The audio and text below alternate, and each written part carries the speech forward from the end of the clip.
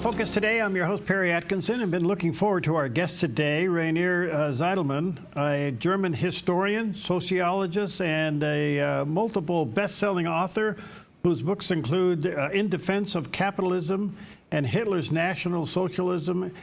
He's published 27 books, and his latest one is an amazing one called The Unbreakable Spirit, Rising Above All Odds. You may want to check that out online. He does have a website, rainer-zitelmann.com. And again, there's a picture of the landing page, and there's a picture of the cover of the book. Rainer, good to see you. Thanks for your time. Hello, thank you. Where are we Skyping you in from? Where are you? I'm in Berlin. In Berlin. Germany, in Berlin, yes. All right, thank you. Thank you for your time. Well, what's going on? You had some elections, and I'm reading mixed reviews. What's your take? Oh, I'm not so optimistic. I think it will not change so much as it should. There should be a lot of changes, especially in the economic policy and migration policy. But I think more or less it will stay as it is, what is bad news for Germany. So the shift to conservatism isn't real? No, we have, we have two parties, the center-right party, CDU, this is Angela Merkel's party, which moved now a little bit to the right, the center-right party, but they got only 28%, so they can't govern alone. So they need a partner for a coalition. And they ruled out to have a coalition. We have another far-right party with 21%, the AfD, but the Christian Democrats ruled out that they will not go together with them. So they have to go together with a leftist party, with the Social Democrats, and they want exactly the opposite what is necessary. And so this is the reason why I'm pessimistic. Who is Merz? Who is this guy? Yes, Merz, he's since decades in the Christian Democrats. He was I think for more than 10 years out of politics. He worked for BlackRock and, he's a lawyer and businessman and was successful as a lawyer and a businessman. But then he returned back to the Christian Democrat Party, and, he had this Angela Merkel and they don't like themselves, and they had some arguments. I think now it's 50 years ago, and now he's her successor. But he's for a more not very right but more conservative politics than Angela Merkel, who was more in a way left-leaning or what we call here in Germany green. So I think in some aspects he's not on the wrong page, but he can't govern alone, so he needs a partner. And when he decided to go with the Social Democrats, I know that not much will change. So I agree with some of his opinions, but in a way he's like it's like some so-called conservatives, not very brave in standing against the leftist. So what do you think, Rainer, caused the shift? I mean, why did the Social Democrats lose? We had for 3 years, we had a government with Social Democrats, with the Green Party, so these are two left-leaning parties, and the third one was a small partner. It's a pro-free market party, FDP. And of course, they had always a lot of quarrel and arguments because what the left-leaning parties, the Green and Social Democrats, wanted was exactly the opposite what the smallest from this three coalition wanted, the free market FDP. And this was the reason why we had now elections 1 year earlier, as it should be regularly, because in the end they split over a lot of questions. I think there are two issues. The first issue, migration politics. Millions and millions and millions of migrants come to Germany. I think you know it from the United States. You have the similar problems, but in Germany, in a way, it's worse because our welfare state is even bigger than in the United States. And so a lot of people from African countries, Arab countries, come to Germany because they appreciate our welfare system. They don't come to work here, they don't want to work. Some, of course, but most of them, they come to get social welfare. And the consequences are similar to what you had in the United States: rising criminality and all this stuff. And people, we had a lot of attacks with knives and terrorist attacks and sexual assaults and all these things. And of course, people were more and more upset. And this is the reason why the far-right party doubled their result. 3 years ago, they had 10%, and now they have 20%, and they are the second strongest party, the right-wing party in Germany. I think it's migration policy, and the other problem is the economics, because it started in the time of Angela Merkel that they restructured our economy in the direction of a planned economy. For example, they phased out nuclear power plants. Then the next thing, they banned the registration of cars with combustion engines, so everything should only be with electric vehicles, all in the pretext of the fight against climate change. But of course, it didn't work. Planned economy didn't work anywhere in the world, and so it didn't work in Germany. And the result is now that we have a very bad economy. We have the third year of a recession now. We have zero growth in Germany. And so we have these two problems together: the problems in the economy and the problems with the migration policy. And both are the result of an ideology-driven politics. It's all about left-leaning ideologies, and people have enough of this in Germany. So the majority of voters is on the right now in Germany, but because the far-right party and the center-right party, because the center-right party don't want to have a coalition with them, so this is a difficult situation. It's a difficult situation, but it doesn't change the citizens' attitude. So it could be you're another election away from maybe becoming fully conservative, right? Yes, I don't want to speak about conservative. Yes, it could be in at least 4 years, but maybe earlier. With this far-right party, AfD, I myself, I'm pro-free market, and they've started with a lot of good ideas, pro-free market ideas, but they moved more and more to the right. Even the other right-wing parties in Europe, for example, in Italy and in France, they stopped working together with this German party.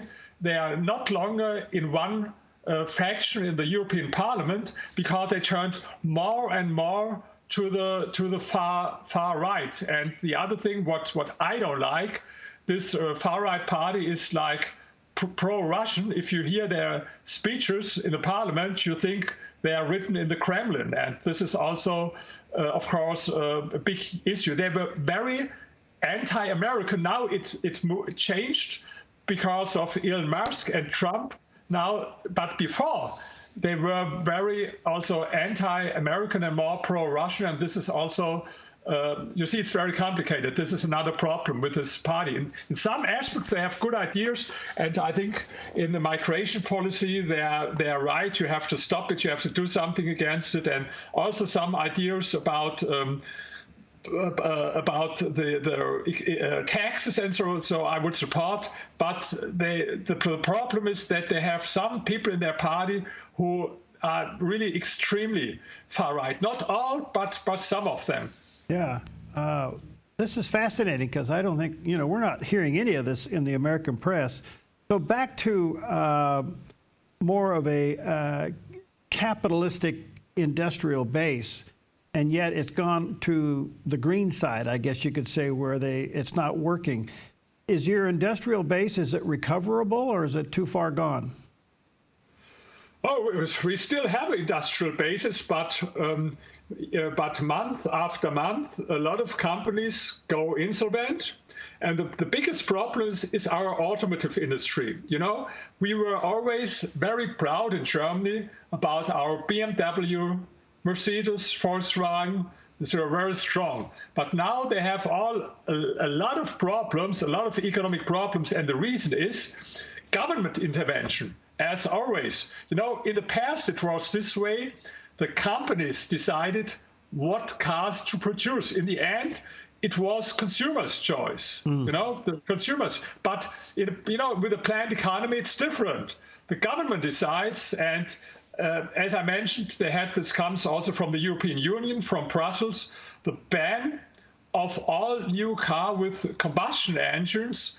And this is where we are strong in Germany, not with electric vehicles. With electric vehicles, the Chinese are much stronger. And so I think it never happened before in history that a country voluntarily forbids their most successful product. You know, it's in a way funny and crazy, but you know, socialists always do crazy things, and they do it with the pretext of the fight against climate change. Everything has to be electric vehicle. And if you tell them, for example, Germany, even if you believe, I know there are some people in America who believe in climate change, others not, but even, you know, if you believe in climate change, you have to admit that the CO2 emissions from Germany, it's less than 2% of the world, 2%.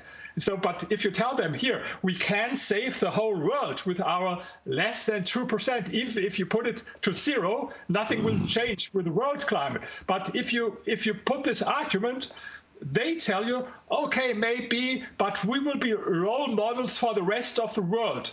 When they see how great it works in Germany, everyone else in the world will follow us Germans. But this was a crazy idea, because now the opposite is true. Everything in the world sees how crazy this kind of planned economy is. And of course, no one wants to follow us to a policy that leads to recession and leads to economic problems. Boy, it sounds like you live on my backyard.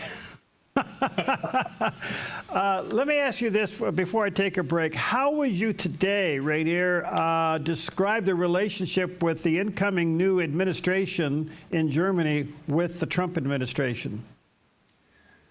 Very, very, very bad. You know, there was the speech of your Vice President Merz in Munich, and I think he was right in criticizing that we have not enough freedom of speech here. We have problems here.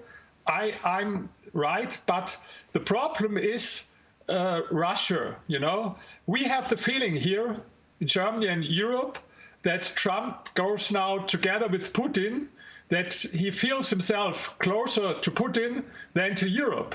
You know, we were always allies for decades and decades. Of course, we made a lot of mistakes in Germany and Europe. For example, not spending enough for defense. And it was not only Trump, even before Trump, every president of the United States, whether it was Biden or Obama, everyone told us, you have to spend more on your defense. And we didn't do it. And so I understand Americans, and I think a lot of Germans understand Americans, that sooner or later they say, oh, we have enough now. You can't have it this. We are not responsible for your security, for your safety. We as Americans, we spend a lot of money and you don't do enough. And I think this way, Trump is right. And it's not the first president who has this point. But the other thing is that here in Germany, people have the impression now that Trump feels closer to Putin than to his Western allies. And this is not what, for example, you know, I'm a big Ronald Reagan fan, and I like the combination with Ronald Reagan from free market politics on the one hand, with his economic reforms, very successful, but on the other hand, being very strong, you know, against the Soviet Union. And so, and what happens now? You asked me about the perception in Germany and Europe, and the perception is that it is not a strong politics against Putin, but a very weak one. That even before starting the negotiation between Russia and the United States, Trump took a lot of things from the table, for example, NATO membership from Ukraine, or that they, Russia occupied parts of Ukraine. And I think we have this feeling now that he will be successful in invading another country, stealing their land, and in the end, he will succeed. And the problem is, if you give too much to imperialists, like it was with Hitler in the Second World War, before the Second World War, when there was too much appeasement, and you give them, they want more, more, more. They don't calm down. They become more and more aggressive, and this is the concern here. All right, I think it's a legitimate one, and we're hearing more about what you just said here in America as concerns as well. Let me take a quick break. Let me say to our viewers and listeners, you can get Rainier's book. It's called The Unbreakable Spirit, Rising Above All Odds. There's the picture of the cover on the book. Rainier Zitelmann, and his website is rainier-zitelmann.com. We'll be right back.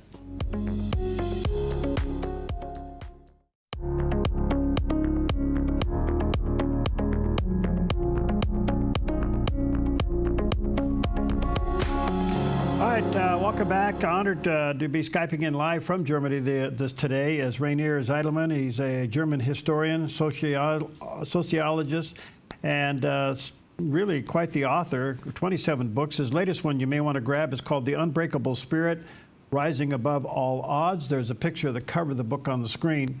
And he does have a website, rainier-zitelmann.com, and that's his website. Rainier, thank you again for your time. I know it's late there. We want to honor that, and you got an interview coming up here in a minute. I'm just curious, today, how does Germany look at the relationship with Ukraine possibly? Well, let me ask it this way. Does Germany think that it's okay for Ukraine to get accepted into NATO and possibly given a nuke? I think this is not something for today or tomorrow with NATO, but the problem is with the Ukraine, they had nuclear weapons, and then they gave it all away. And at this time, the United States and also the Western countries promised to protect them. This was the reality in the 90s, that they had nuclear weapons and they gave it away.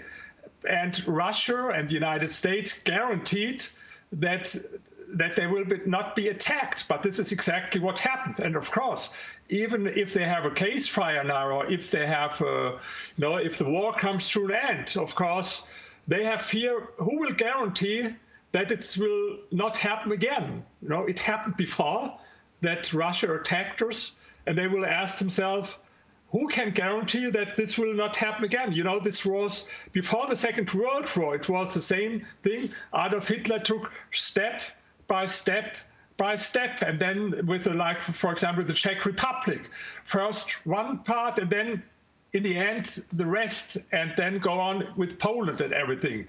And of course, this is what people in Europe and Ukraine have the fear.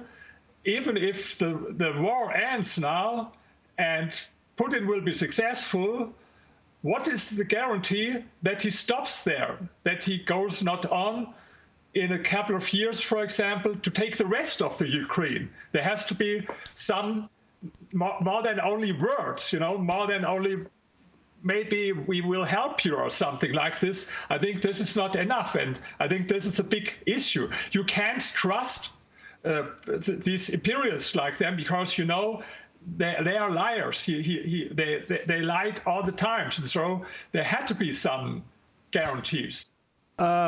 Very complicated, and I think what you're expressing in concerns with President Trump leaning towards President Putin is certainly legitimate. It's in the news here. One of it's offset with the possibility, and this is just a possibility, that one of the reasons that Trump may be leaning towards Putin in trying to create a relationship is to wean Russia away from China. Yes, I think so, yes. Do you think that's true? Maybe. It's always hard to say what Trump wants and does. He's, in a way, I'm not against Trump. I'm differentiated. In some things, I think he's absolutely right. For example, with stopping this crazy US aid, or what Elon Musk does. I like it. And even in his first time in office, deregulation, lowering taxes, or I'm not an anti-Trump, but this is only with Russia. And I think it's hard to understand what he does, because he seems to be sometimes emotional and not always rational. So the same with tariffs. I heard an interview where he said the most beautiful word in the world for him is the word tariffs. It sounds for me like someone would say the most beautiful word I heard in the English language is taxes. I think this would also be crazy, if someone, most beautiful word, taxes. I love it. I really love it. Taxes. Yes. Yeah. No one. But if you say the most beautiful word is tariffs, it's similar. So I know I have a hard position, because I'm very often in the United States, and you meet sometimes people, for them, Donald Trump is like the god. And if you criticize only a little bit, they go absolutely absurd against you. And for others, Donald Trump is like the devil, And if you say anything positive about him, they're going absurd. And so in the end, I have this problems with almost everyone, because I think, differentiated. Yes, in some things, it's good. It's really great. And in other things, I don't like him. And so I only say what I'm thinking. No, that's good. Good stuff. Let me ask you this. How fragile do you think the Russian economy is? I think very. I think they are. And, even before the war started, a lot of people don't know it, the GDP of Russia was less than Italy, what is a relative, small economy. Yeah. Less than Italy before the war started. In a way, they are like a third world country. They have only their gas and they have their oil. Have you ever heard about amazing products from Russia? Maybe vodka, I don't know, maybe some weapons. But you as Americans, you have great companies like Amazon, for example, or like Google or whatever. Even the Chinese, they have some like Alibaba, and so they have some great companies, or in the United States, SpaceX, what I admire really, Elon Musk with SpaceX. But have you heard about anything comparable from Russia? No, they have their oil and they have their gas. And in this way, they are like a third world country, but only with atomic weapons. Otherwise, no one would listen to them. It's their only asset. It's in a way similar to North Korea, to this crazy Kim Il-jung. What does he have? Also a bad economy, only this atomic weapons. Otherwise, everyone would laugh at him. And, they have not a strong economy in Russia. They didn't have it, because there's a lack of entrepreneurship. This is not capitalism, that what you have there in Russia. This is like kleptocracy. Some politicians steal everything from the people, and so this is not an efficient economic system that they have. Don't call it capitalism. Don't miss it. It has nothing to do with capitalism.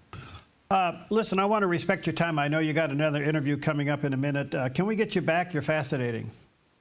Absolutely. Let's go back even in the next couple of days, because I want to speak here about, this is the newest book. There's one is more new, The Origins of Poverty and Wealth. Steve Forbes praised it. Let's talk about it in the next few days. Yes? Okay. Okay. Is that available now online? Yes, absolutely. It's available on Amazon, The Origins of Poverty and Wealth. Okay. See you. Have a great day. You too. Thank you for your time. God bless you. Thank you. Okay.